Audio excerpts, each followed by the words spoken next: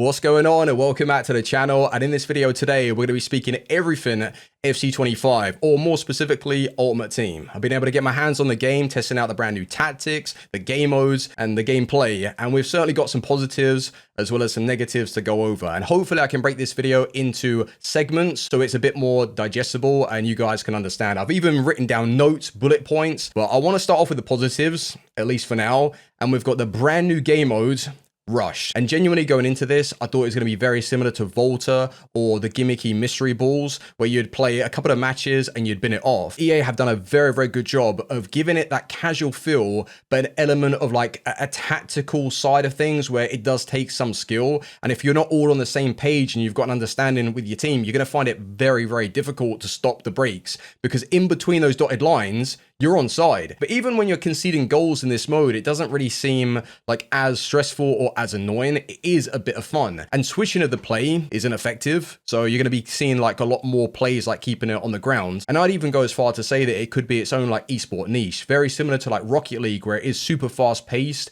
I mean, the rules aren't realistic, but it's still like good viewing. Like, it's very, very fun, and you're going to be seeing some quality goals. The only like negative that I have is that you can't invite, like, let's say you're in a lobby with your mates and you've got 4 people, you can't then invite another 4 that you know. You have to go into the drop-in game, at least for now. So we really need to speak about tactics, especially the menus. It's so finicky and just, oh, it's really like, I'm not going to say it's really bad, because once you get used to it, it'll be fine. But like, it's just so awkward. Like, some things you don't feel like you've saved. In possession and out of possession, like just like right stick switch, like it's not that clear and visible that it's like you need to just flick the stick. And after I saved everything and got it right as to how I wanted it, I went in game and it didn't even set. Like, I couldn't even change it in game with the D-pad. It just wouldn't apply. So I went into the team management screen, saved it that way, and it still didn't save in game. Fix it now. Like, genuinely, how are you not able to apply your preset tactic? Is a joke. But the formations, I was using the 4-2-3-1 as well as the 4-4-2. I reckon the 4-4-2 this year is going to be a bit more balanced and like an easier way to approach the game. Player roles, what I will actually suggest is that it's going to be a little bit annoying at the start of the game, especially once you found your feet and you know the style that you want to play in and what formation,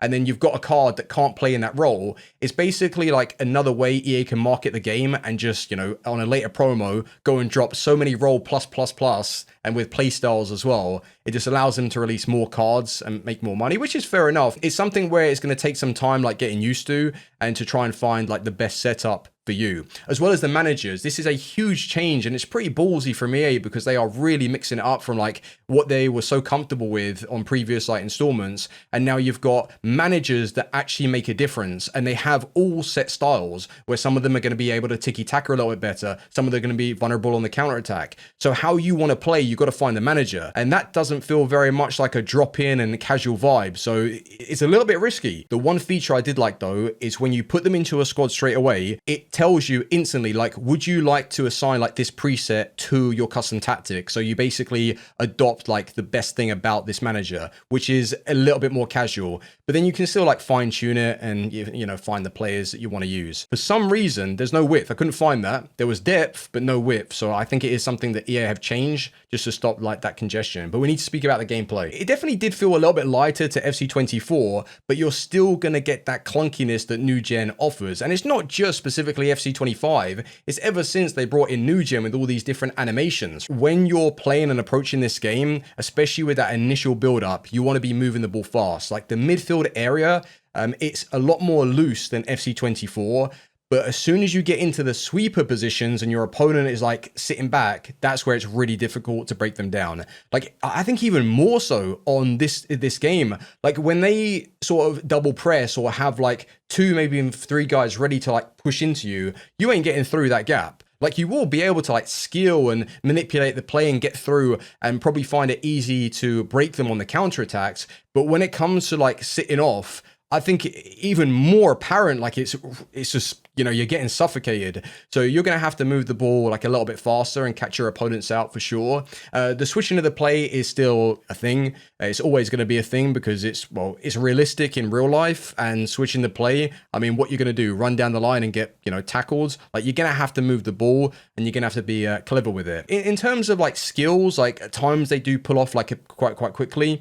You've got the goalkeepers that definitely more true to life with the reactions and the saves that they were making. I think actually the goalkeepers were pretty good. Like I was able to get up to like halfway through to Division 2, and these opponents were using player locks, they were using step over boosts, and it's something where not only can I like review the game myself, but I can see what they're doing, and they're really, really sweaty.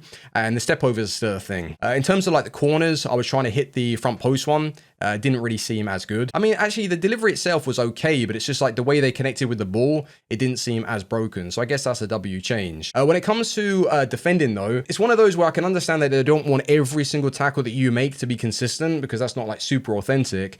But the issue of like standing there and being in a good position to intercept it does seem to bounce back off your guys. When you put in a good challenge with an Anticipate Plus, more often than not, you're going to come away with the ball.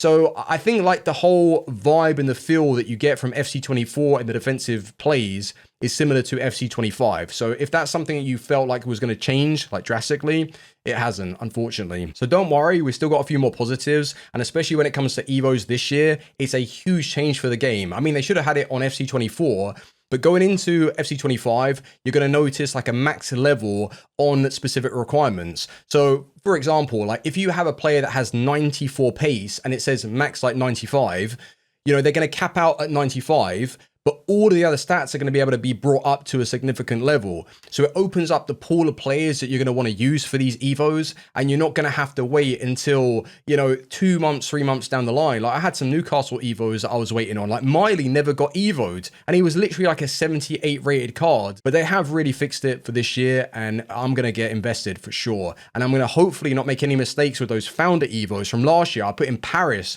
the woman from Man United. I just didn't understand it at all. But this year, going into it fresh, yeah, we're going to be able to get some really, really cool Evos. But another really cool feature is like changing your card designs as well, like spending some coins and like changing, you know, the animations and stuff, as well as something that really suits me a little bit more. Like it's all good visually. Like I like that. I really do.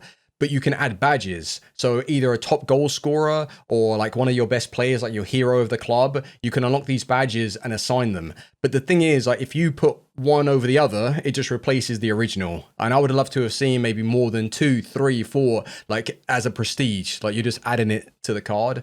But it's something that just gives you that extra little touch, and it shows like other people that you come up against, like who your best players are. So I'm pretty sure you guys would already seen the pack opening. I think EA showed them themselves.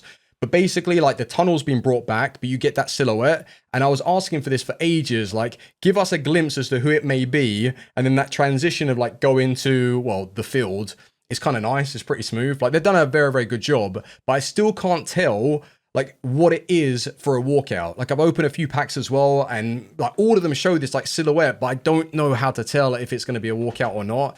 It's kind of difficult, but you still get the double walkouts like you were getting on FC24. So not much has really changed there, but it's just a tunnel. And I think they can do a lot of that, and it's going to add to the suspense. You're going to see some trolls. So it's definitely not a bad addition. I think it's looking better than FC24. So I had a look around, and the objectives haven't changed. Well, at least the milestones, they're still score 500 goals and get your packs, which is kind of upsetting when you consider like the game and that like format has been in it for at least like 6-7 years or something. I don't know, like it just goes on and on and on. Every year that goes by, like that menu, that screen just doesn't change.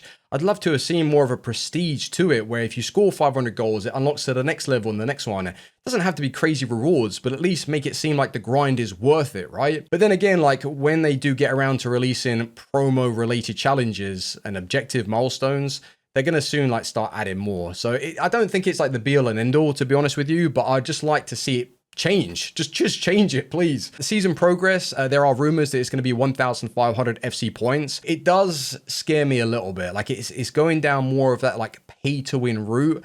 And if it's like really, really good rewards, you're not going to want to miss out. So when it comes to the SBCs, it's very similar to the objectives. Not much has really changed, if at all. You're still going to get your hybrid leagues and nations. You're going to get your advanced SBCs. But the big difference is that they've added a duplicate storage. Well, that's one of the best features. And it was so simple, like one click of a button, duplicate storage. I mean, they had it in the World Cup game mode as well, so it didn't really take them too much to program. So when it comes to the draft, champs, rivals, we're not going to be seeing too many changes here. And I was told not so long ago, I don't know how much I believe of this, like it's all speculation, but the guy that actually programmed and coded the draft left the company, and he didn't tell anyone how to do it. So they can't fix it unless they rebuild it from the ground up, which I don't think they're ever going to do. So I don't see too many changes there. And then in terms of like rivals, it's actually a big difference because last year there weren't really any relegations until like the season reset. Well, now you can get relegated as long as it's not the elite div, but all the other divisions you can go down. And there's not as many safety zones, so it's definitely going to be sweaty, but at least you're going to be getting a point for a draw and obviously 3 points for a win. And if you were playing on FC24, depending on like your best rank where you hit, you know, it's going to put you maybe a little bit higher. So as soon as the game starts, you're going to get thrown into the deep end, and it might be a little bit tricky. But with champs, I hope that we see like brand new rewards or, you know, a few extra things that they could add to the game. But again, I don't think champs is really going to get changed an awful lot. But all in all, it does seem positive, and I think the rush game mode is going to save your mind. It's going to save definitely some stress, because if you're having some issues in champs on rivals, you're going to want to jump into that rush game mode. The content is always going to be fantastic. For it being a live game, they're just going to be pumping out promo cards like endless supply. The whole roles is interesting, as well as I can see it being a bit annoying, just my impression, but it's something that we can really learn. And yeah, I'm just excited to get going. Like anything fresh, like the game doesn't have to be like a 10 out of 10. It's just that everything gets reset at the start. And within that first like 3 to 4 months of the game cycle, it's just nice to really invest and get going with the RTGs. So that's what I'm going to really, really enjoy. But thank you very much for watching. And if you've had the pleasure as well to play Ultimate Team and get involved with it, let me know your thoughts. But it seems good enough. I'll tell you that. It seems good enough. And I'm always looking forward to start a brand new game. But thank you very much for watching. Thumbs up if you've enjoyed, and I'll see you on the next one. Bye bye for now. Peace.